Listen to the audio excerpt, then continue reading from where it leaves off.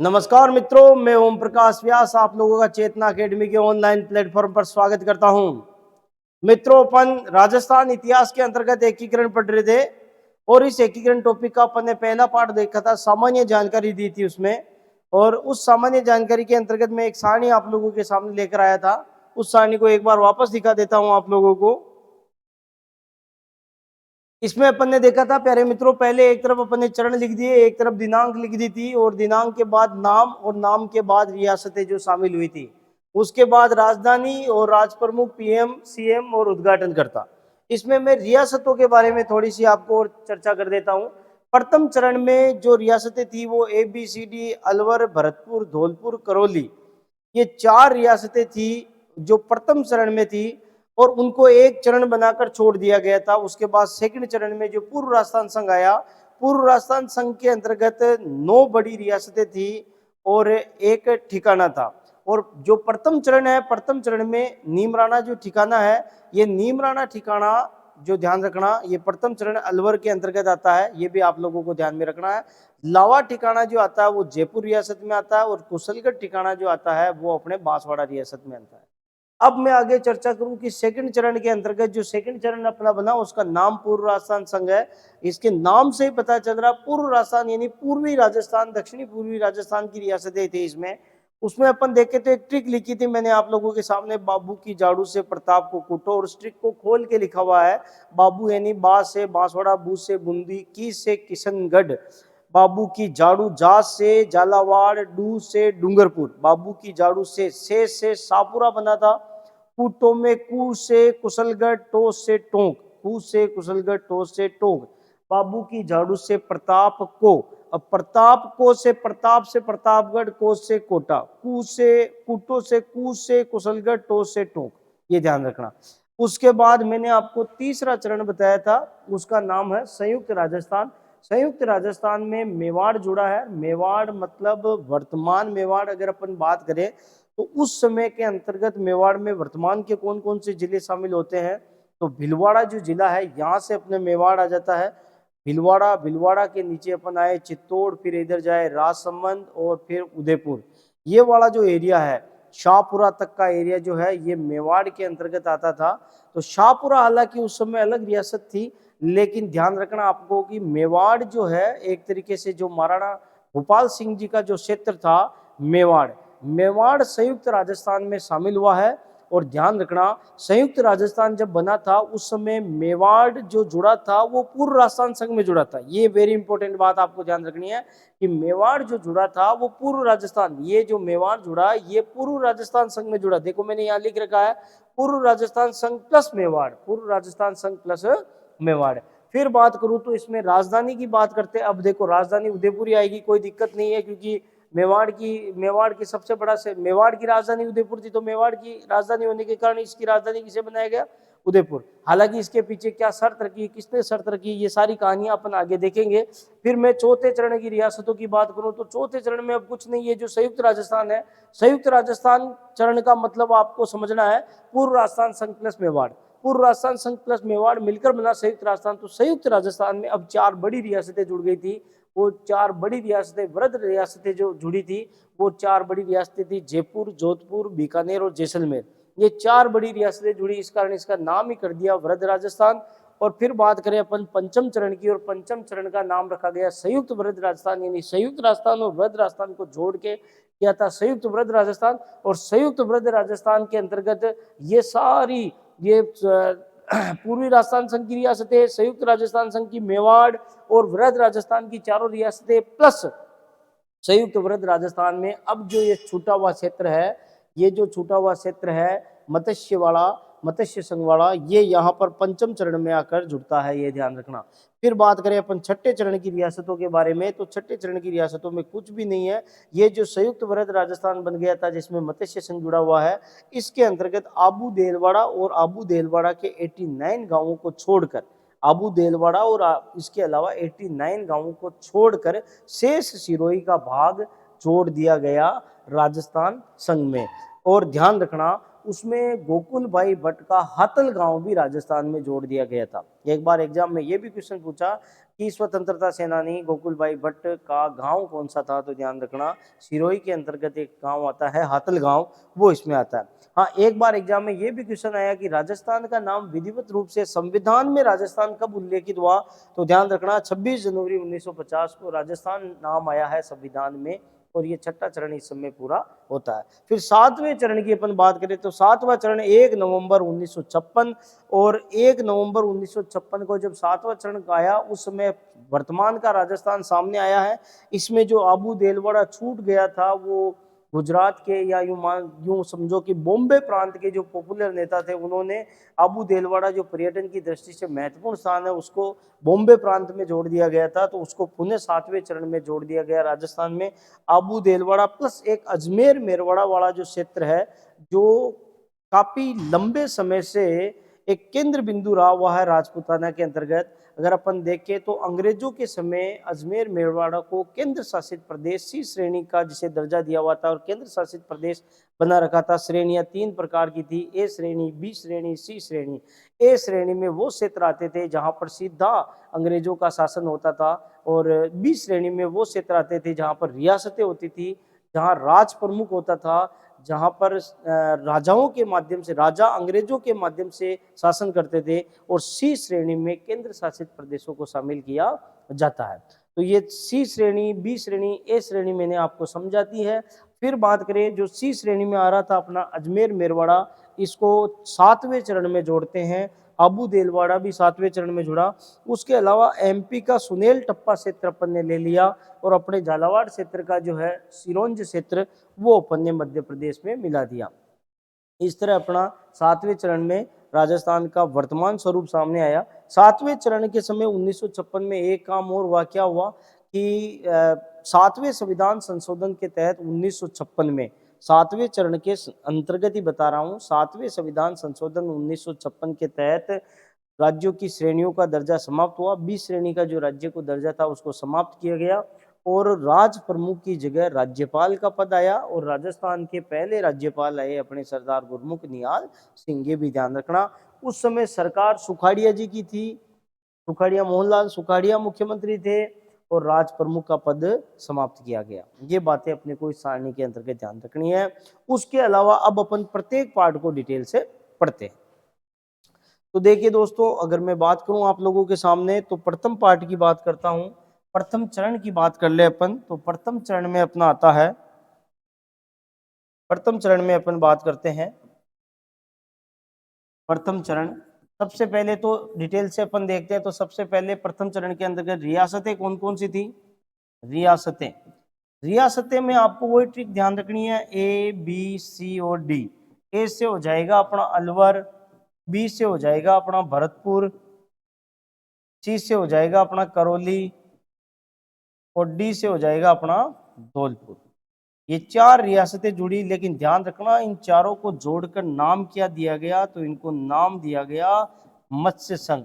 और ये नाम देने वाले विद्वान का जो नाम आता है वो है अपने के एम मुंशी। के एम मुंशी, ये वही के एम मुंशी है मित्रों जो मेवाड़ के राजा भोपाल सिंह के संवैधानिक सलाहकार थे। उन्होंने इस क्षेत्र का नाम दिया मत्स्य संघ, और मत्स्य संघ नाम देने के पीछे जो अपने पौराणिक जो कहानियां हैं कि भाई ये जो मेवा मत्स्य वाला क्षेत्र जो है, यानी कि जयपुर और अलवर वाला जो क्षेत्र है, महाभारत काल में इसका नाम मत्स्य क्षेत्र था। वही अपन ने जो कहानियां पढ़ी है कि यहाँ पर विराट नगर इसकी राजधानी थी, जिसको वर्तमान में बेराट कहते हैं, और यहाँ पर राजा विराट था, और महाभारत काल के समय पांडवों ने अपना कुछ समय यहाँ अज्ञातवास का बिताया था। तो ये सारी चीजें यहाँ पर अपन पढ़ते आ रहे हैं पुराने समय से। तो इसी वजह से के एम मुंशी ने इसका नाम क्या दिया है? मत्स्य संघ या मत्स्य संघ नाम दिया है। लेकिन दोस्तों इसमें इंपॉर्टेंट तथ्य और अपने को क्या ध्यान रखना है कि इसकी तारीख भी अपने को भी यहीं वापस देख लेते हैं, दिनांक, दिनांक भी इसकी यहीं देख लेते हैं। दिनांक में अपने को ध्यान रखना है कि 18 मार्च 1948। ध्यान रखना कि आरबीएससी की पुस्तक में इसकी तारीख 17 मार्च भी दे रखी है, तो अपने को ऑप्शन के हिसाब से कर लेना है। आरबीएससी की पुस्तक में इसकी तारीख क्या दे रखी है? 17 मार्च भी दे रखी है। फिर बात करें अपन तो इस क्षेत्र के अंतर्गत इंपॉर्टेंट बातें और देखें तो इसका क्षेत्रफल कितना था। क्षेत्रफल ध्यान रखना, इसका एक बार एग्जाम में क्षेत्रफल भी पूछा हुआ है, तो 12,000 वर्ग किलोमीटर इसका क्या था, क्षेत्रफल था। इसका क्षेत्रफल कितना था, 12,000 वर्ग किलोमीटर इसका क्या था, क्षेत्रफल था। और इसकी आय जो है, इसकी आय 2 करोड़ इस क्षेत्र की कुल आय थी। और प्यारे मित्रों, अगर अपन बात करें तो इस क्षेत्र की आय के अलावा इस क्षेत्र की जनसंख्या कितनी थी, इस क्षेत्र की जो जनसंख्या है वो जनसंख्या कितनी है, 18 लाख इस क्षेत्र की जनसंख्या है। अब मैं आप लोगों के सामने चर्चा करूं तो थोड़ा सा इन सारी बातों को अपन यहाँ देखते हुए एक बार अपन इसको नक्शे में देख लेते हैं कि कौन कौन सा वो जो क्षेत्र है ये उस समय का क्षेत्र था। तो देखो मित्रों, ये जो अपना एरिया है ये आ गया अपने अलवर, ये आ गया अपना भरतपुर, ये आ गया अपना करौली और ये आ गया अपना धौलपुर। ये जो क्षेत्र है ये अलवर हो गया और ये वाला जो पार्ट हो गया अपना, ये वाला पार्ट, ये पार्ट अपने आता है किसमें, ये पार्ट आता है अपने इसके अंतर्गत मत्स्य संघ। मत्स्य संघ अलवर, भरतपुर, करौली और धौलपुर, ये वाला जो पार्ट है ये अपने प्रथम चरण में शामिल होता है, लेकिन इसको यही बनाकर छोड़ दिया था, ये भी आपको ध्यान में रखना है। फिर आगे बढ़े अपन और नेक्स्ट अपन देखते हैं इसके अंतर्गत अपन कुछ और इंपॉर्टेंट बातें देखें तो यहाँ पर प्रथम चरण में राज प्रमुख की बात करूं मैं, प्रथम चरण में राज प्रमुख कौन बने थे। तो देखिए मित्रों, राज प्रमुख की बात अपन करें तो राज प्रमुख में ध्यान रखना आपको उदयभान सिंह कौन बने थे, उदयभान सिंह। ये उदयभान सिंह कहाँ के शासक थे, तो ये थे अपने कहाँ के शासक, धौलपुर के शासक। उदयभान सिंह कहाँ के शासक थे, धौलपुर के। ये तो बन गए राज प्रमुख, एक इंपॉर्टेंट तथ्य। दूसरा, राजधानी कौन सी बनी, तो बात करें अपन राजधानी की तो राजधानी बनती है अलवर।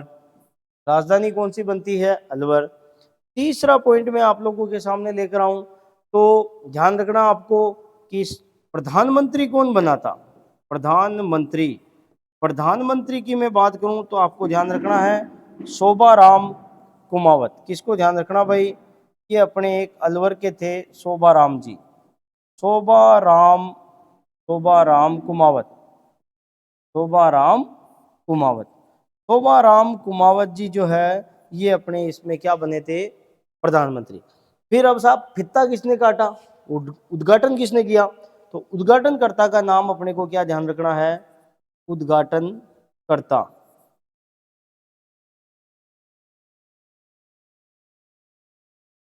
उद्घाटनकर्ता आपको ध्यान में रखना है नरहरि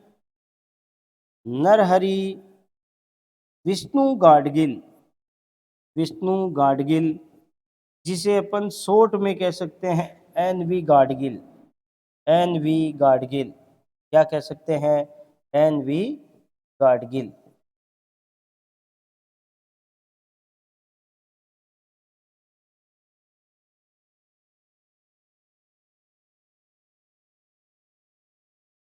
ये बातें अपने को ध्यान रखनी, इसका स्क्रीनशॉट लीजिए। उसके अलावा एक इंपॉर्टेंट बात और यहाँ पर आप लोगों के सामने शेयर कर देता हूं। एक महत्वपूर्ण बात, उद्घाटन कहाँ हुआ, उद्घाटन स्थान। उद्घाटन स्थान की बात करें अपन तो ध्यान रखना लोहागढ़ भरतपुर। क्या ध्यान रखोगे, लोहागढ़ भरतपुर, लोहागढ़ भरतपुर। लोहागढ़ भरतपुर में इसका क्या हुआ, उद्घाटन हुआ। ये सारी महत्वपूर्ण बातें हैं प्रथम चरण को लेकर, इन सभी महत्वपूर्ण बातों का आप स्क्रीनशॉट लीजिए। ठीक है मित्रों, फिर चलते हैं अपन आगे नेक्स्ट अगले चरण की तरफ। और जो अपना अगला चरण आता है उसे कहते हैं अपन द्वितीय चरण। क्या कहते हैं, द्वितीय चरण।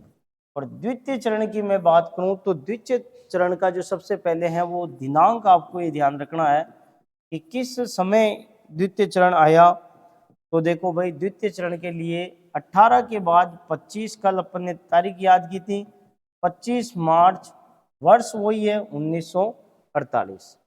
ठीक है, फिर बात करें रियासतें कौन सी है, तो रियासतें एक बार तो यहाँ पर आप ट्रिक से देख लो, फिर उसके बाद अपन नक्शे से आगे देखेंगे। तो देखो भाई ट्रिक से, सबसे पहले बाबू की झाड़ू से, बाबू की झाड़ू से प्रताप को कूटो, प्रताप को कूटो। अब इस ट्रिक को अपन खोलते हैं, तो इस ट्रिक में अपने को ध्यान रखना, बांस से हो जाएगा अपना बांसवाड़ा, बांसवाड़ा। बूझ से हो जाएगा अपना बूंदी, बूझ से हो जाएगा अपना बूंदी। की से हो जाएगा अपना किशनगढ़, की से हो जाएगा अपना किशनगढ़। जा से हो जाएगा अपना झालावाड़, जा से हो जाएगा अपना झालावाड़। डू से हो जाएगा अपना डूंगरपुर, डू से हो जाएगा अपना डूंगरपुर। से हो जाएगा अपना शाहपुरा, से हो जाएगा अपना शाहपुरा। प्रताप से हो जाएगा अपना प्रतापगढ़, प्रताप से हो जाएगा अपना प्रतापगढ़। कोटा से हो जाए, कोस से हो जाएगा अपना कोटा। और कू से हो जाएगा अपना कुशलगढ़, कू से हो जाएगा अपना कुशलगढ़। इसको अपन ऊपर ले लेते हैं भाई, ये लो। कू से हो जाएगा अपना कुशलगढ़। और फिर लास्ट अपना टो बचा है, टो एकमात्र मुस्लिम रियासत, टो से टोंक। ये लो साहब, ये तो हो गई अपनी शॉर्ट ट्रिक। अब बात करूं मैं, इसको अपन नक्शे में समझे, तो ये लो साहब, इसको अपन नक्शे में भी देखते हैं। ये लो साहब, देखो नक्शे में अपने को कैसे समझना है। ये तो शॉर्ट ट्रिक थी, अब नक्शे में एक बार शॉर्ट ट्रिक को वापस रिवीजन करेंगे, एक बार नक्शे में देख लेते हैं। तो देखो भाई, एक तो हाड़ौती क्षेत्र, इसको ध्यान में रखना है। हाड़ौती क्षेत्र जो ये है अपना है, हाड़ौती क्षेत्र की कितनी रियासतें थी, तो हाड़ौती क्षेत्र की अपनी रियासतें थी 3। कौन कौन सी, तो हाड़ौती क्षेत्र की रियासतों में एक तो आ जाएगी कोटा, एक आ जाएगी अपने सेकंड नंबर पे बूंदी, और एक थर्ड नंबर पे आ जाएगी अपनी झालावाड़। ध्यान रखना, ये हो जाएगी अपनी रियासतें हाड़ौती क्षेत्र की 3। ये लो साहब, ये हो जाएगी अपनी 3।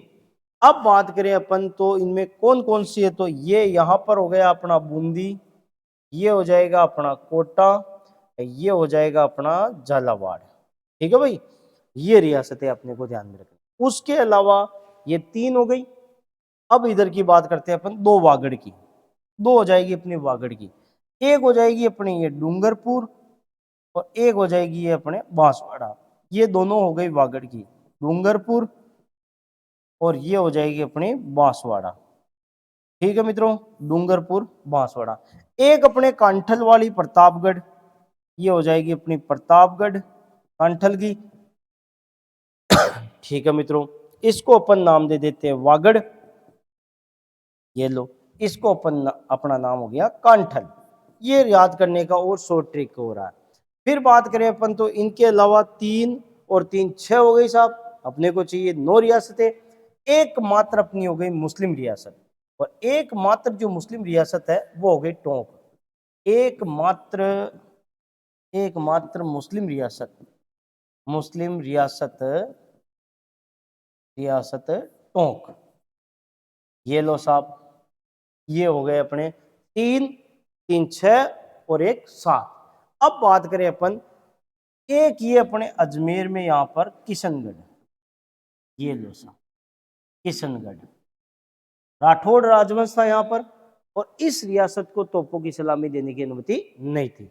एक उसी प्रकार की छोटी रियासत जिसको तोपों की सलामी देने की अनुमति नहीं थी, ये भीलवाड़ा में आता है अभी वर्तमान में शाहपुरा। तो ये लो साहब, ये हो जाएगा अपना एक शाहपुरा। ठीक है गुरुजी। हाँ, एक ये अपना थोड़ा किशनगढ़ को, यहाँ अजमेर है तो अजमेर में अपने को इस जगह देखना, ये जयपुर के पास। ठीक है साहब, शाहपुरा, किशनगढ़। ओके, ये छोटी रियासतें जिनको तोपों की सलामी देने की अनुमति नहीं थी। तो इसमें 9 रियासतें, एक ठिकाना है उसमें अभी 9 रियासतें वापस याद करवा देता हूं। 3 तो हो गई अपने हाड़ौती की, कोटा बूंदी झालावाड़। एकमात्र मुस्लिम 4, 2 वागड़ की, डूंगरपुर बांसवाड़ा 6, एक कांठल वाली 7, और 2 छोटी रियासतें जिनको तोपों की सलामी देने की अनुमति नहीं थी, 7 और 2 9, और एक ठिकाना जो अपने बांसवाड़ा में आता है उसका नाम है कुशलगढ़ ठिकाना। क्या नाम है? कुशलगढ़ ठिकाना। ठीक है मित्रों, ये हो गए अपने कितने 9 रियासतें एक ठिकाना सेकंड चरण कंप्लीट। इस तरह ये सेकंड चरण कंप्लीट हुआ। लेकिन इंपॉर्टेंट बात ध्यान रखना, इस सेकंड चरण में मत्स्य संघ नहीं है। मत्स्य संघ तो अलग ही पड़ा, अभी वो प्रथम चरण में बना हुआ अलग ही पड़ा। ये अभी सेकंड चरण की बात चल रही है। इसमें अपन बात करें तो इसमें 9 तो रियासतें हैं, 9 तो क्या है रियासतें हैं, और एक इसमें है चिप सिप। हाँ मित्रों, चिप सिप या आप इसे कह सकते हो ठिकाना। और चीफ कमिश्नर की बात आए तो केंद्र शासित प्रदेश, चीफ कमिश्नर तो केंद्र शासित प्रदेश, चिप सिप या ठिकाना कह सकते हैं। और जो एक चिप सिप या ठिकाना जो है उसे अपन कह सकते हैं कुशलगढ़। ये कौन सा हो जाएगा अपना कुशलगढ़। ठीक है मित्रों, फिर देखते हैं अपन इसकी और अन्य महत्वपूर्ण विशेषताओं को लेकर। इसकी अगर अन्य महत्वपूर्ण विशेषताएं और देखें, सेकंड चरण की विशेषताएं चल रही है अपने सेकंड चरण की, तो सेकंड चरण की विशेषताओं में आपको ध्यान रखना है। बात करें सबसे पहले राजधानी, तो राजधानी अब अलवर नहीं रही, अलवर तो प्रथम चरण में थे। यहां पर राजधानी आ जाएगी अपनी कौन सी, तो यहां राजधानी आ जाएगी अपनी कौन सी, कोटा।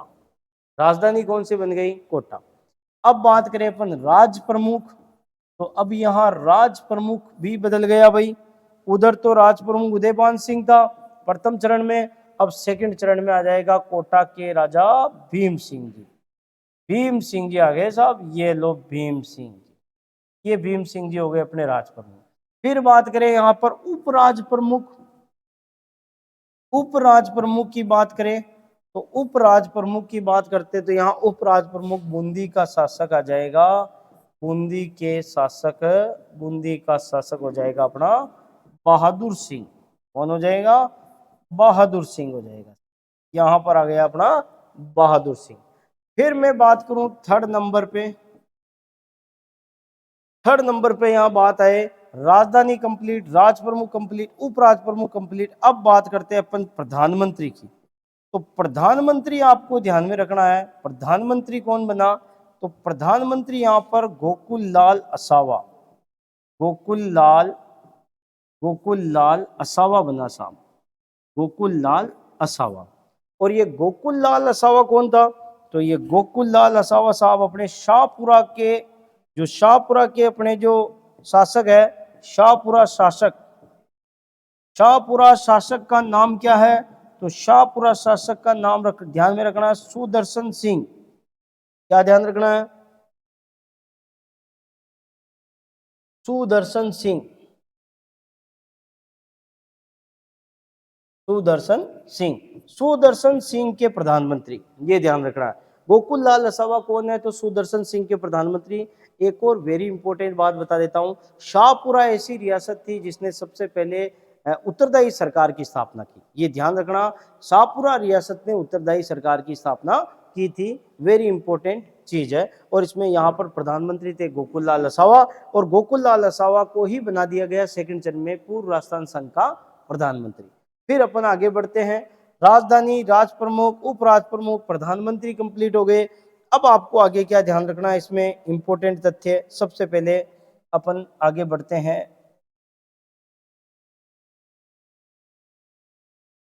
चलो अब अपन बात करते हैं, ये अपना हुआ सेकंड चरण कंप्लीट, ध्यान रखना। लेकिन इस सेकंड चरण को कंप्लीट होने से पहले एक बात और बता देता हूं। एक तो जो कोटा के शासक है भीम सिंह जी, कोटा के शासक, कोटा के शासक भीम सिंह, कोटा के शासक भीम सिंह जी इस चरण में मिलने से पहले या ये चरण कंप्लीट होने से पहले हाड़ौती संघ बनाना चाहते थे। ध्यान रखना, कोटा के शासक भीम सिंह जी हाड़ौती संघ बनाना चाहते थे, हाड़ौती संघ बनाना बनाना चाहते थे, चाहते थे। लेकिन इनका ये प्रयास असफल रहा, इनका ये प्रयास क्या रहा, असफल रहा। फिर मैं बात करूं आगे अगले पॉइंट की, तो नेक्स्ट पॉइंट की बात करते हैं। तो इनके अलावा और क्या हुआ था, तो एक अपने जो वागड़ आता है, क्या आता साहब, वागड़। वागड़ के अंतर्गत अपन बात करें तो डूंगरपुर बांसवाड़ा शामिल होता है, डूंगरपुर, डूंगरपुर और बांसवाड़ा। डूंगरपुर बांसवाड़ा के जो अपने रियासतें हैं। इनमें उस समय डूंगरपुर के जो राजा थे, डूंगरपुर के राजा तो थे लक्ष्मण सिंह जी। कौन थे साहब? महारावल लक्ष्मण सिंह। ध्यान रखना, महारावल लगता है यहाँ पर डूंगरपुर बांसवाड़ा में, महारावल लक्ष्मण सिंह। और यहाँ पर आ जाएगा महारावल चंद्रवीर सिंह। महारावल महारावल चंद्रवीर सिंह, क्या नाम आता है? महारावल चंद्रवीर सिंह। तो ध्यान रखना, एक और इंपॉर्टेंट बात बताना चाहता हूं, ये जो डूंगरपुर के लक्ष्मण सिंह जी है, ये वागड़ संघ बनाना चाहते थे, वागड़ संघ बनाना चाहते थे, लेकिन इनका प्रयास भी क्या रहा? असफल हुआ। इनका प्रयास भी सफल नहीं हुआ। इधर कोटा के शासक जो है भीम सिंह जी, ये हाड़ौती संघ बनाना चाहते थे, लेकिन इनका प्रयास भी असफल रहा। इस तरह ये अपने सेकंड चरण की सभी महत्वपूर्ण बातें आपको ध्यान में रखनी है।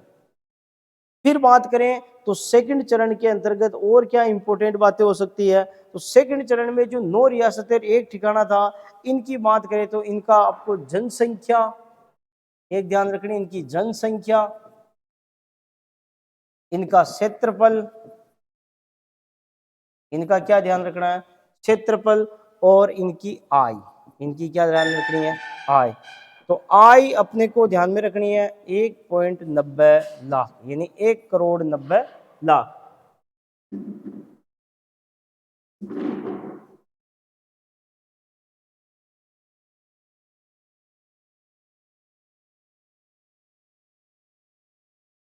फिर बात करते हैं 16,807 इनका क्षेत्रफल है वर्ग किलोमीटर में, वर्ग किलोमीटर में। और लगभग 23 लाख क्षेत्रफल यहाँ लिखता हूं मैं। क्षेत्रफल हो गया अपने 16,807 वर्ग किलोमीटर, और लगभग 23 लाख क्या है? जनसंख्या है। इसका आप लीजिए स्क्रीनशॉट। फिर आगे बढ़ते हैं अपन नेक्स्ट चरण की तरफ। हाँ, अब ध्यान रखना मित्रों, ये लो साहब, अब बात करते हैं अपन तृतीय चरण की। इसकी बात करते हैं तृतीय चरण।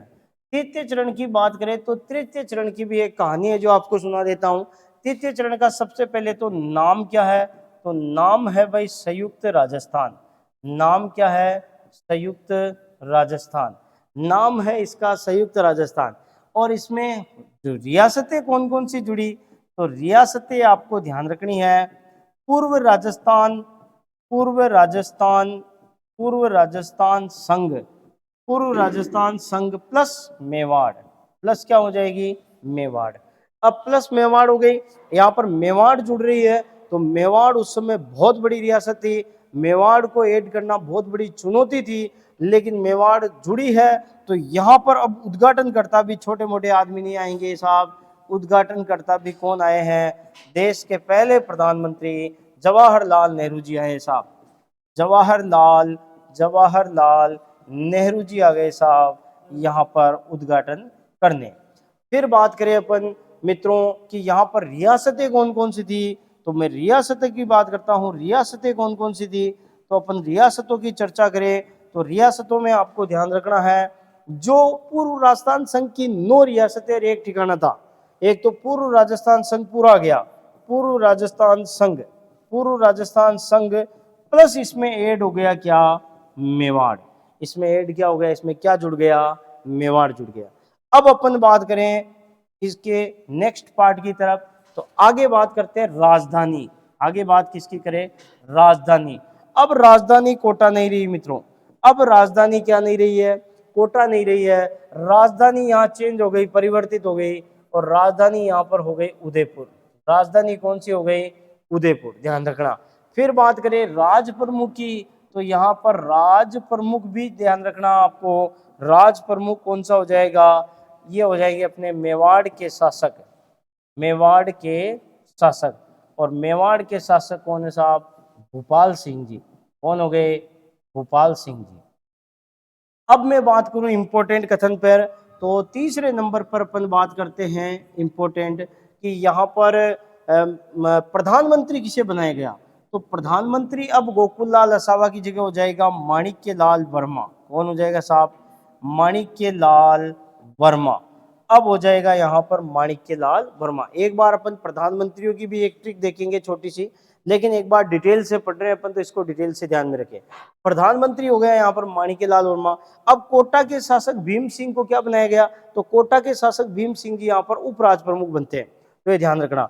कोटा के जो शासक है, कोटा के शासक भीम सिंह जी, भीम सिंह जी यहाँ पर उपराज प्रमुख बनते हैं। उपराज प्रमुख आपको ध्यान में रखना है, उपराज प्रमुख ध्यान रखना, उपराज प्रमुख बनते हैं।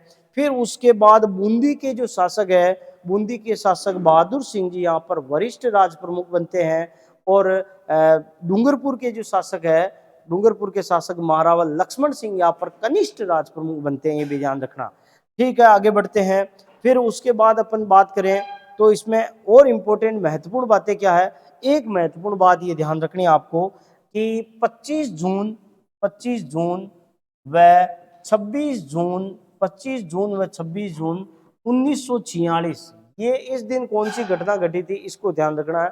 26 जून 1946 को मेवाड़ में एक सम्मेलन बुलाया, या मेवाड़ में एक बैठक बुलाई, मेवाड़ में एक बैठक बुलाई साहब। और ये मेवाड़ में एक बैठक किसने बुलाई, तो ध्यान रखना मेवाड़ के शासक भोपाल सिंह ने बुलाई। और इस बैठक के पीछे उद्देश्य क्या था, इस बैठक के पीछे ये उद्देश्य था कि मेवाड़ के शासक भोपाल सिंह जी एकीकरण पूरा होने से पहले, या एकीकरण स्टार्ट होने से पहले ही अपने इस मेवाड़ और गुजरात और मध्य प्रदेश की कुछ रियासतों को मिलाकर राजस्थान यूनियन बनाना चाहते थे, ये आपको ध्यान में रखना है। तो ये जो राजा है, जैसे जिस प्रकार अपन ने उस वाले देखा था सेकंड चरण में कि कोटा के शासक भीम सिंह जी अपने स्तर पे हाड़ौती संघ बनाना चाहते थे, वागड़ में डूंगरपुर के शासक लक्ष्मण सिंह जी अपने स्तर पर वागड़ संघ बनाना चाहते थे, उसी प्रकार 1946 में ही ध्यान रखना मित्रों, एकीकरण स्टार्ट हो रहा है 18 मार्च 1948, लेकिन ये प्रयास हो गया 25-26 जून 1946 में ही। 25-26 जून 1946 में ही मेवाड़ के शासक भोपाल सिंह जी अपने संवैधानिक सलाहकार के मुंशी के कहने पर गुजरात, मध्य प्रदेश और राजस्थान की कुछ रियासतों को मिलाकर एक राजस्थान यूनियन संघ बनाना चाहते थे। एक प्रयास हुआ था, लेकिन ये प्रयास असफल रहा।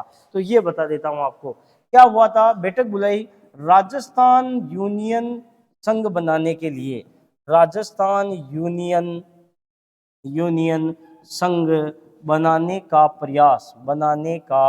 प्रयास, लेकिन ये प्रयास क्या होता है, ये आपको ध्यान रखना है, ये प्रयास असफल रहा, प्रयास असफल, ये भी आपको ध्यान रखना है, ये वेरी इंपॉर्टेंट बात। किसके कहने पर, या राजा कौन था जिसने प्रयास किया, तो महाराजा भोपाल सिंह का ये प्रयास था, भोपाल सिंह जी का ये प्रयास था। और किसके कहने पर, तो के एम मुंशी की सलाह पर यह प्रयास हुआ, की सलाह पर, के एम मुंशी की सलाह पर यह प्रयास हुआ राजस्थान यूनियन का, लेकिन ये प्रयास असफल रहा। और अंतगत्वा लास्ट में अंत में 25 मार्च 1948 को तीसरे चरण में मेवाड़ रियासत भी विलय हो गई, और उस चरण का नाम रखा संयुक्त राजस्थान। और संयुक्त राजस्थान में अपन ने देखा कि संयुक्त राजस्थान में किस प्रकार पूर्व राजस्थान संघ के अंतर्गत जुड़ गई थी मेवाड़ रियासत। ये इस प्रकार अपने चरण कंप्लीट हुए कितने, 3। अब बात करते हैं अपन अगले नेक्स्ट चरण की, चौथे चरण की।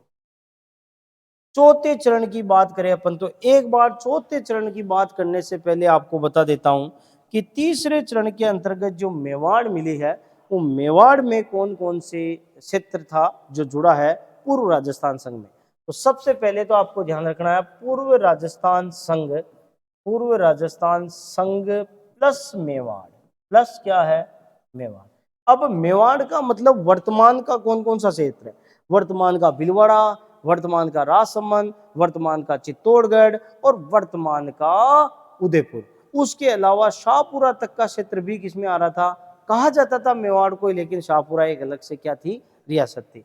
अब बात करें तो ये वर्तमान का ये हो गया अपना भीलवाड़ा, ये हो गया राजसमंद, ये हो गया साहब उदयपुर, ये हो गया अपना चित्तौड़गढ़। तो ये वाला जो क्षेत्र है, ये मेवाड़ वाला जो पार्ट है, ये मेवाड़ वाला पार्ट जुड़ा था संयुक्त राजस्थान में। और ये पार्ट एड किसमें हुआ, ये पार्ट एड होता है अपने पूर्व राजस्थान संघ। अभी तक वो जो प्रथम चरण का मत्स्य संघ है वो एक तरफ ही रखा हुआ है, वो शंकर देव राय समिति की सिफारिश के ऊपर जुड़ेगा, वो अपन बाकी पांचवें चरण में देखेंगे। फिर आगे बढ़ते हैं दोस्तों, और अब अपन एक आगे अगले चरण में चलते हैं। अगले चरण की बात करें तो अपन चौथे चरण में आ गए। कौन से चरण में आ गए, चौथे चरण में। चौथे चरण को अपन कह सकते हैं चतुर्थ चरण। क्या कह सकते हैं, चतुर्थ चरण। और इस चतुर्थ चरण के अंतर्गत सबसे पहले वही अपने को क्या ध्यान रखनी है, दिनांक या तारीख अपने को ध्यान रखनी है। तो 18 अपन ने याद की थी। 18 मार्च के दिन मत्स्य संघ, 25 मार्च के दिन अपन ने देखा पूर्व राजस्थान, फिर 18 अप्रैल अपना आया था। यहां पर अपन ने देखा, इसमें अपन ने तारीख और ऐड कर सकते हैं अपन, 18 अप्रैल और वर्ष वही 1948। ये हो गया तीसरा चरण। अब अपन चौथे चरण की तरफ चले तो ये चौथे चरण में अपनी तारीख चेंज हो जाएगी, और चौथे चरण में अपनी तारीख हो जाएगी 30 मार्च। कौन सी तारीख आ जाएगी, और अपना वर्ष भी परिवर्तित हो जाएगा। पहले 1948 ही चल रहा था तीनों चरण में, अब चौथे चरण में आ गया वर्ष अपना 1949, और तारीख हो गई अपने कौन सी, 30 मार्च। 30 मार्च को राजस्थान दिवस मनाया जाता है। 30 मार्च को राजस्थान दिवस मनाया जाता है, ध्यान रखना। कौन सा दिवस मनाया जाता है, राजस्थान दिवस। राजस्थान दिवस, ये लो साहब, 30 मार्च को राजस्थान दिवस मनाया जाता है। अब बात करें अपन अगली, तो राजस्थान दिवस 30 मार्च को क्यों मनाया गया, तो 4 बड़ी रियासतें जुड़ने के कारण इस तिथि को ऐतिहासिक रखा गया, और इस तिथि के दिन राजस्थान दिवस की घोषणा हुई। अब वो 4 बड़ी रियासतें कौन सी थी, तो जे क्यूब बी को अगर अपन खोले तो जे 3 बार और बी 1 बार। जे से 1 बार में आ जाएगा अपने, ये लो साहब, अपन पेन चेंज करते हैं, यहां लिख देंगे अपन जैसलमेर, यहां हो जाएगा अपना जोधपुर, यहां हो जाएगा अपना जयपुर, और यहां हो जाएगा अपना बीकानेर। तो ये 4 बड़ी रियासतें जुड़ने के कारण ये बड़ा क्षेत्र था, इसलिए इसका नाम भी रखा साहब बृहद राजस्थान। क्या नाम रखा, बृहद राजस्थान, ये इसका नाम रखा गया। अब इस बृहद राजस्थान में कौन कौन सी रियासतें जुड़ी, ये ध्यान रखना है। तो इस बृहद राजस्थान में आपको ध्यान रखना है, एक तो अपने आ जाएगा संयुक्त राजस्थान। संयुक्त राजस्थान, अब संयुक्त राजस्थान में कौन कौन सी रियासतें हैं, तो संयुक्त राजस्थान में पूर्व राजस्थान संघ प्लस मेवाड़। पूर्व राजस्थान संघ प्लस मेवाड़। पूर्व राजस्थान संघ प्लस क्या है, मेवाड़। पूर्व राजस्थान संघ प्लस मेवाड़ तो हो गया संयुक्त राजस्थान में, और संयुक्त राजस्थान में प्लस से हो गई ये 4 बड़ी रियासतें जे क्यूब बी। इस प्रकार बना ये अपना बृहद राजस्थान। क्या बना, बृहद राजस्थान। अब बात करें कि इसमें कौन कौन क्या क्या था, राजधानी कौन सी थी, तो अब आपको ये ध्यान रखना है कि राजधानी अब लगातार हो जाएगी अपनी कौन सी, जयपुर। ये लो साहब अपनी राजधानी हो जाएगी, अब लगातार कंटिन्यू राजधानी चलेगी। ये लो साहब राजधानी हो गई अपनी कौन सी, राजधानी हो गई अपनी जयपुर। ठीक है साहब।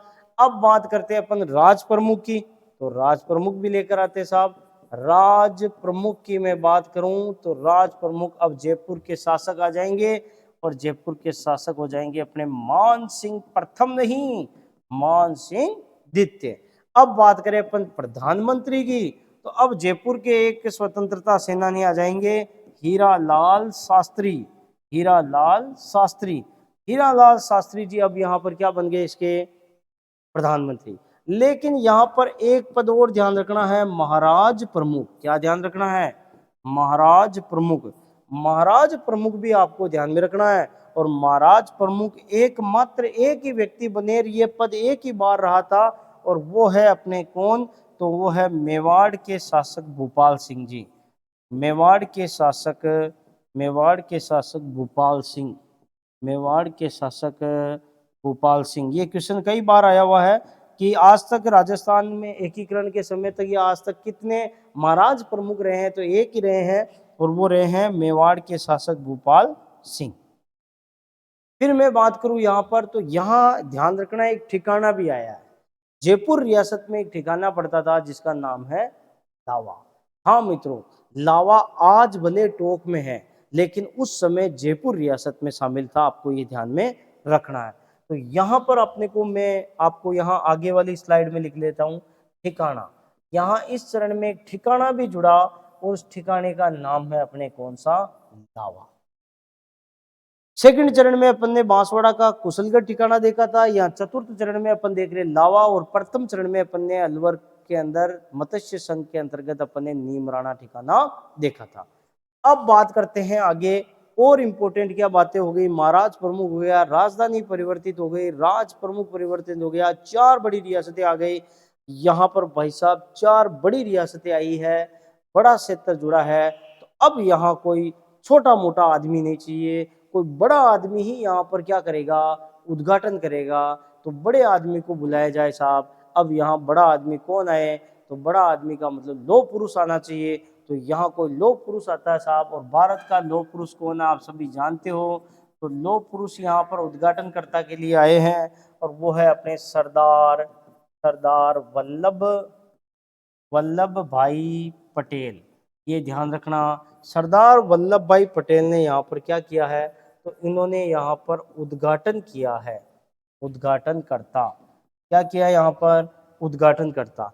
अब मैं बात करूं तो और इंपॉर्टेंट बात क्या है, इनको सरदार की उपाधि किन्होंने दी, तो ध्यान रखना, गुजरात में एक जगह पड़ती है बारदोली।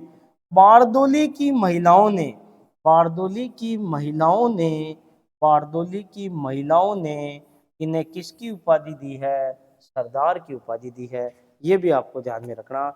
देश के पहले गृह मंत्री सरदार वल्लभ भाई पटेल उप प्रधानमंत्री भी बने थे। और आपको पता है एकीकरण का श्रेय किनको जाता है, सरदार वल्लभ भाई पटेल। हाँ, एक और इंपॉर्टेंट बात, 5 जुलाई 1947 5 जुलाई 1947 रियासती सचिवालय की स्थापना। रियासती सचिवालय की स्थापना रियासती सचिवालय की क्या हुई, स्थापना हुई। और रियासती सचिवालय का अध्यक्ष जो बने थे सरदार वल्लभ भाई पटेल, और सचिव जिन्हें बनाया गया वीपी मेनन। ये ध्यान में आपको रखना है। फिर मैं बात करूं आपको, तो इम्पोर्टेंट ये अपना चरण हुआ कौन सा, चौथा चरण पूरा हुआ, सारी महत्वपूर्ण बातें आई। एक बार इसको अपन नक्शे में देखते हैं। देखो भाई, नक्शे में अपन देखें इसको, तो यहाँ पर आपको ध्यान रखना है, ये अपना जैसलमेर रियासत हो गई, ये अपनी जोधपुर रियासत हो गई। इसको थोड़ा भले अपन पूरा भी लिख सकते हैं। ये हो गया अपना जोधपुर, ये हो गया अपना जैसलमेर, फिर ये हो गया अपना बीकानेर, और ये हो गया अपना जयपुर। इस तरह ये 4 बड़ी बड़ी रियासतें जुड़ी। ये वाला जो क्षेत्र है, ये वाला बहुत बड़ा क्षेत्र राजस्थान में जुड़ा। इस कारण इस तिथि को यादगार रखा, और 30 मार्च के दिन अपन ने कौन सा दिवस मनाया, राजस्थान दिवस मनाना शुरू किया। और बड़ा क्षेत्र जुड़ा, तो बड़े आदमी को उद्घाटन के लिए बुलाया, सरदार वल्लभ भाई पटेल यहाँ पर उद्घाटन करता के। ठीक है मित्रों, अब आगे बढ़ते हैं, और इसी चरण में एकमात्र महाराज प्रमुख बने भूपाल सिंह जी। ठीक है, अब आगे बढ़ते हैं। उसके अलावा नेक्स्ट पंचम चरण की बात करते हैं, 5वें चरण की। तो 5वां चरण या पंचम चरण की मैं बात करूं, तो पंचम चरण बहुत ही महत्वपूर्ण चरण है, क्योंकि पंचम चरण में वो छूटा हुआ मत्स्य संघ अब आकर जुड़ेगा। ये ध्यान रखना, 5वें चरण में पहले चरण का जो मत्स्य संघ था, जो छूट गया था, वो वहीं पर एक अलग से संघ बना हुआ है, वो अब यहाँ आके जुड़ेगा। तो अपन यहाँ बात करते हैं। तो देखिए मित्रों, अपन बात करें सबसे पहले, तो अपन बात करेंगे दिनांक को लेकर। तो दिनांक यहाँ आ जाएगी 15 मई 1949। 15 मई 1949 तो क्या हो गई साहब, दिनांक हो गई। 15 मई 1949 के दिन पंचम चरण पूरा हुआ।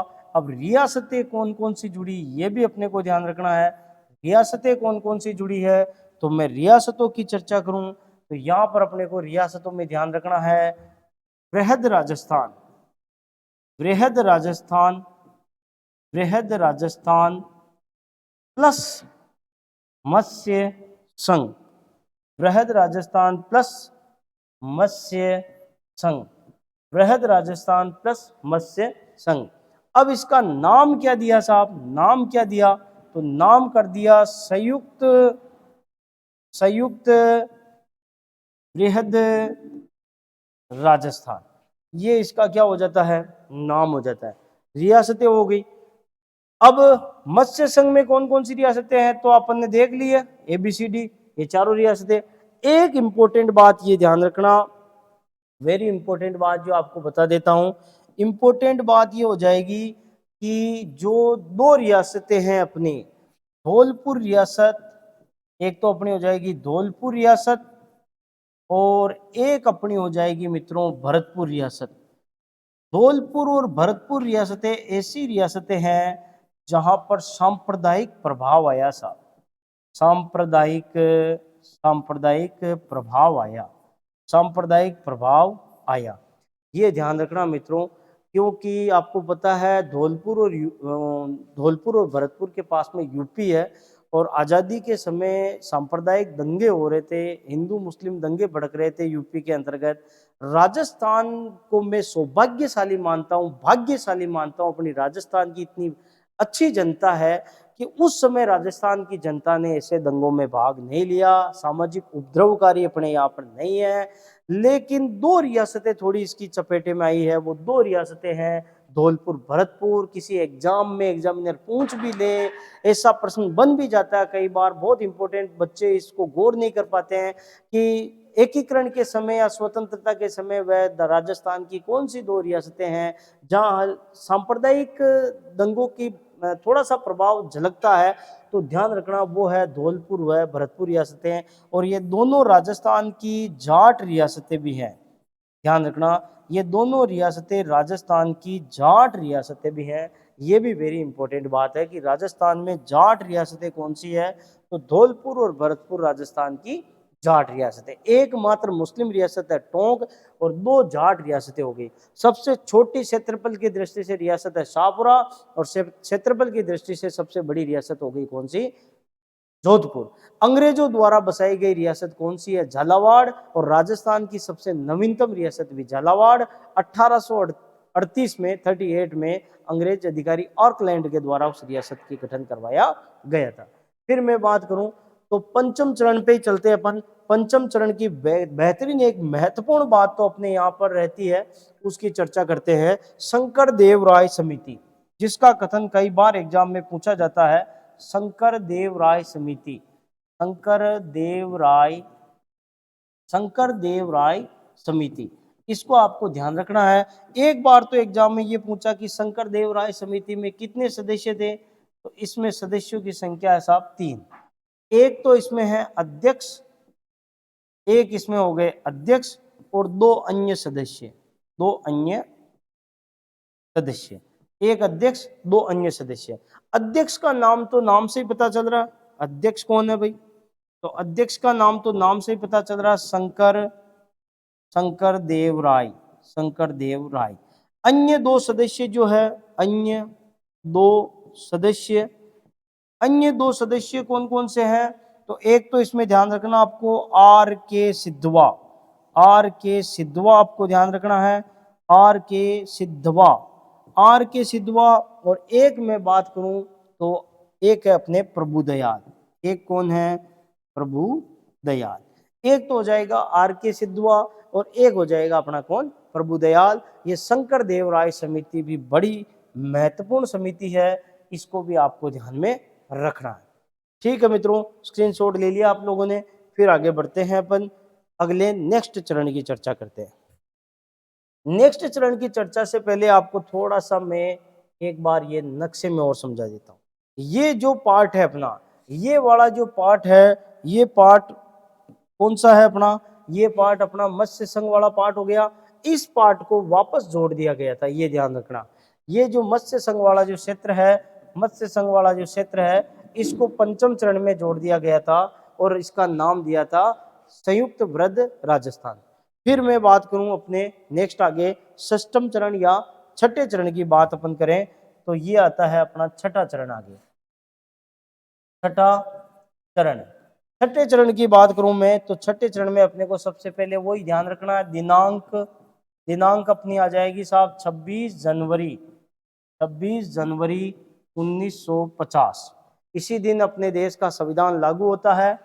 अब बात करें साहब यहाँ पर छठे चरण में, एक चीज इंपॉर्टेंट ध्यान रखना कि पांचवें चरण के अंतर्गत आपको क्या ध्यान रखना है, यहाँ पर रियासतों में राज प्रमुख, राजधानी और प्रधानमंत्री सेम टू सेम रहे, इसलिए मैंने यहाँ पर जिक्र नहीं किया। हालांकि उस सारणी में बता रखा, लेकिन फिर भी बता देता हूं कि राजधानी राजधानी राज प्रमुख और पीएम ये परिवर्तित नहीं हुए। राजधानी जयपुर ही रही साहब, राज प्रमुख मान सिंह ही रहे साहब, मान सिंह सेकंड अपने जयपुर वाले साहब, और पीएम अपने हीरालाल जी रहे साहब, हीरालाल शास्त्री। ये आपको ध्यान में रखना है, यहाँ कोई परिवर्तन नहीं हुआ था, इसलिए यहाँ पर आपके इनको मैंने नोट नहीं किया, अब कर दिया, आप लिख लेना, कोई दिक्कत नहीं। फिर मैं बात करूं यहाँ पर साहब, यहाँ वापस वही बेसिक बातें, राज प्रमुख वही है, राज प्रमुख में कोई परिवर्तन नहीं हो रहा है, राजधानी में भी कोई परिवर्तन नहीं हो रहा है।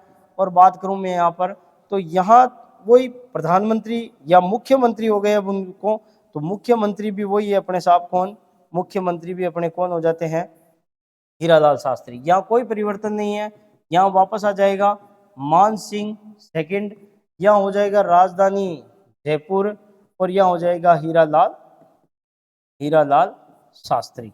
ये लो साहब, ये अपने बेसिक बातें इस चरण की, सबसे पहले छठे चरण की। अब इंपॉर्टेंट बात करेंगे, अब क्या बात करेंगे, इंपॉर्टेंट बात यह है कि इस चरण में सिरोही के आबू देलवाड़ा और 89 गांवों को छोड़कर शेष बची हुई सिरोही और गोकुल भाई भट्ट के हातल गांव को इस अपने राजस्थान में मिला दिया गया।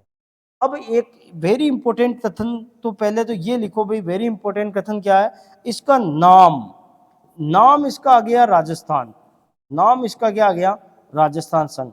तो विधिवत रूप से संविधान में राजस्थान शब्द का उल्लेख हो गया। ये क्वेश्चन एक बार पूछा हुआ है कि संविधान में राजस्थान का उल्लेख कब हुआ, 26 जनवरी 1950।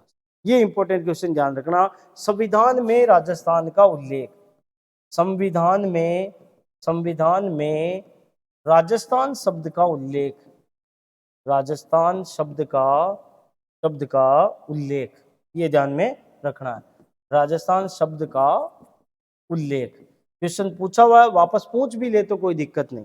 फिर मैं बात करूं, नाम हो गए यहाँ पर राजस्थान संघ, प्रधानमंत्री की जगह मुख्यमंत्री, राजधानी, राज प्रमुख, कोई परिवर्तन नहीं। इंपॉर्टेंट कथन की बात अपन कर रहे थे, तो इंपॉर्टेंट एक चीज आपको ये ध्यान रखनी है कि आबू देलवाड़ा, क्या बात हो रही है, आबू प्लस देलवाड़ा प्लस 89 गांव जोड़े गए बॉम्बे प्रांत में, जोड़े गए कहां पर, राजस्थान में नहीं, कहां जोड़े गए, ये जोड़े गए अपने कहां पर, बॉम्बे प्रांत में। कहां जोड़े गए, बॉम्बे प्रांत में। यानी उस समय गुजरात महाराष्ट्र नहीं थे, उस समय एक प्रांत था बॉम्बे प्रांत, तो ये जोड़े गए कहां पर, बॉम्बे प्रांत में। फिर बात करूं तो शेष सिरोही, क्या बात करूंगा, शेष सिरोही प्लस हातल गांव किनका है, तो ये गोकुल भाई भट्ट का है, गोकुल भाई भट्ट अपने सिरोही के हैं, जिन्हें राजस्थान का गांधी कहते हैं। गोकुल भाई भट्ट के हातल गांव और शेष सिरोही को जोड़ दिया गया, लेकिन यहाँ पर राजस्थान की जनता ने विरोध किया। क्यों भाई, जो पर्यटन की दृष्टि से महत्वपूर्ण है आबू देलवाड़ा वाला क्षेत्र, उसको तो आपने अपने बॉम्बे प्रांत में जोड़ दिया। यहाँ पर थोड़ी हल्की सी गृह मंत्री सरदार पटेल साहब ने यहाँ पर थोड़ी सी चापलूसी कर दी थी, और जो महत्वपूर्ण क्षेत्र था अपना, जो पर्यटन की दृष्टि से महत्वपूर्ण क्षेत्र था, उसको मिला दिया कहां पर, बॉम्बे प्रांत में। लेकिन सिरोही की जनता ने और राजस्थान की जनता ने गोकुल भाई भट्ट के निर्देशन में इसका पुरजोर विरोध जारी रखा, और इस विरोध के कारण अगले आने वाले 7वें चरण में अपने को इसका फायदा हुआ, और 7वें चरण में ये जो आबू देलवाड़ा जो यहाँ पर बॉम्बे प्रांत में मिला दिया गया, एक बार पुनः इसको राजस्थान में मिलाया गया। आज वर्तमान में आबू देलवाड़ा अपने सिरोही जिले में आता है, और ये वर्तमान में राजस्थान का हिस्सा है। अपन देखते हैं इसको आगे अगले चरण में, और इसका अगला चरण जो आ रहा है वो आ रहा है अपने कौन सा, 7वां चरण। अपन इसके 7वें चरण की बात करें तो इसका 7वां चरण जो आता है, 7वें चरण की अपन बात करें तो सबसे पहले वही यहाँ पर अपन तारीख ले लेते हैं, दिनांक ले लेते हैं। दिनांक की मैं बात करूं तो 1 नवंबर की बात हो जाएगी, 1 नवंबर 1956। फिर मैं बात करूं आगे अगले, यहाँ पर अब मुख्यमंत्री जो है वो यहाँ पर मुख्यमंत्री हो जाएंगे अपने परिवर्तित, और यहाँ मुख्यमंत्री हो गए मोहनलाल सुखाड़िया, मोहनलाल सुखाड़िया साहब हो गए साहब। और यहाँ पर अब राज प्रमुख के स्थान पर आ गया, राज प्रमुख के स्थान पर यहाँ पर राज्यपाल का पद सर्जित हुआ, राज्यपाल का पद आया। और अपने पहले राज्यपाल कौन बने, तो पहले राज्यपाल बने अपने प्रथम राज्यपाल जो आते हैं, प्रथम राज्यपाल सरदार गुरुमुख निहाल सिंह, सरदार गुरुमुख निहाल सिंह यहाँ पर क्या बनते हैं, पहले राज्यपाल नियुक्त हुए। फिर बात करूं मैं यहाँ पर राजधानी, वही राजधानी में कोई परिवर्तन नहीं, तो राजधानी आती है अपनी कौन सी, राजधानी आ जाएगी अपनी कौन सी, जयपुर। राजधानी में कोई परिवर्तन नहीं हो रहा, ये भी अपने को ध्यान में रखना है। फिर बात करें इसमें क्या जुड़ा, तो एक तो एमपी का सुनील ठप्पा, एमपी का सुनील ठप्पा जोड़ा गया राजस्थान में, ठीक है। प्लस आबू देलवाड़ा जोड़ा गया, प्लस अजमेर मेरवाड़ा जोड़ा गया राजस्थान में, अजमेर मेरवाड़ा ये अपने जोड़ा गया कहां पर, राजस्थान में, अजमेर मेरवाड़ा ये अपने जोड़ा गया कहां पर, राजस्थान में। लेकिन एक इंपॉर्टेंट कथन अपने को और ध्यान रखना है, यहाँ पर क्या रखना है, अजमेर मेरवाड़ा तो जोड़ दिया गया, लेकिन जो सिरोंज क्षेत्र है, सिरोंज क्षेत्र अपने जो राजस्थान का झालावाड़ क्षेत्र का जो क्षेत्र था, सिरोंज क्षेत्र एमपी में जोड़ दिया, एमपी में जोड़ा, ये भी ध्यान रखना। और एक और इम्पोर्टेंट बात इस समय की, वेरी इंपॉर्टेंट बात है, वर्तमान का राजस्थान सामने आया, वर्तमान राजस्थान सामने आया, ठीक है साहब। एक और इम्पोर्टेंट बात अपने को क्या ध्यान रखनी है, एक वेरी इंपॉर्टेंट बात यहाँ पर यह भी ध्यान रखनी है कि जो अजमेर मेरवाड़ा की धार सभा विधानसभा चल रही थी, उसकी 30 सीटें अलग थी, वो यहाँ पर आकर राजस्थान की विधानसभा में मिल जाती है, जिस धारा सभा के मुख्यमंत्री थे हरिभाऊ उपाध्याय, जिन्होंने त्याग भूमि समाचार पत्र चलाया था। तो ध्यान रखना, ये भी अपने एक इम्पोर्टेंट 7वें चरण की और महत्वपूर्ण बात लिख देता हूं मैं आप लोगों के सामने कि 7वें संविधान संशोधन के तहत, 7वें संविधान संशोधन के तहत 7वें संविधान संशोधन के तहत 1956 में श्रेणियों का दर्जा क्या होता है, समाप्त, श्रेणियों का दर्जा समाप्त। उस समय राजस्थान कौन सी श्रेणी का राज्य था, उस समय राजस्थान बी श्रेणी का राज्य था, ये ध्यान रखना, उस समय राजस्थान बी श्रेणी का, और श्रेणियों का दर्जा हुआ समाप्त। और ये भी इंपॉर्टेंट बात अपने को ध्यान रखनी है कि राजस्थान का वर्तमान स्वरूप सामने आया, और इस प्रकार ये 7 चरण कंप्लीट होते हैं। राज प्रमुख के स्थान पर राज्यपाल का पद आ गया, मुख्यमंत्री सुखाड़िया साहब थे। 1 नवंबर 1956 अजमेर मेरवाड़ा जुड़ गया, सुनील ठप्पा अपन ने ले लिया, सिरोंज क्षेत्र अपन ने एमपी को दे दिया, आबू देलवाड़ा जो मुंबई प्रांत में था वो भी यहाँ पर जुड़ जाता है।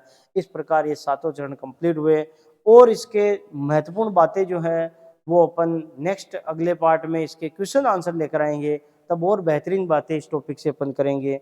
अभी इसमें इतना ही। ओके, धन्यवाद मित्रों।